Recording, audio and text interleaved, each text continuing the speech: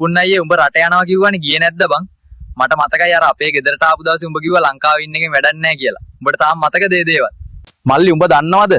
මම අවුරුදු 16ක් රට ඉඳලා ආවේ. දැන් දවස් 4ක් එනවා ඇවිල්ලා කෙලින්ම උඹලාව බලන්න ආවේ මචං.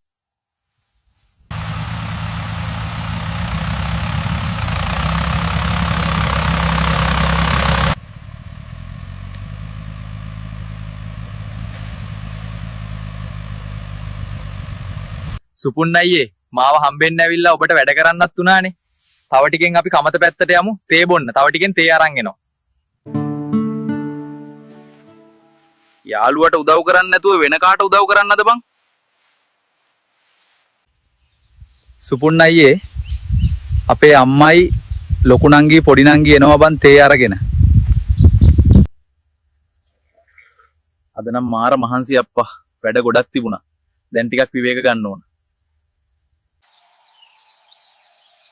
උඹට විතරක්ද සුපුන් අයියේ? අපි හැමෝටම අද අමාරුයි.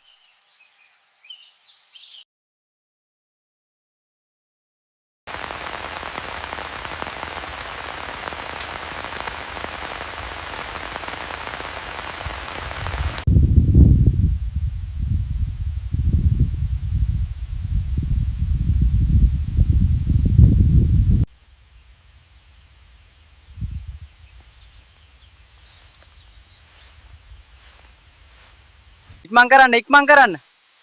ඔව් අපි හැමෝම ඉක්මන් කරනවා.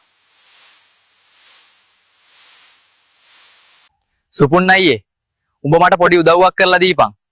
මා එක්ක තරහ නැතුව අපේ ගෙදර තියෙන කරත්තේ පොඩ්ඩක් අරන් වරෙන්. මම මොනෝට තරහ වෙන්නද බං? මම කරත්තේ ගෙනන් දෙන්නම් මචං.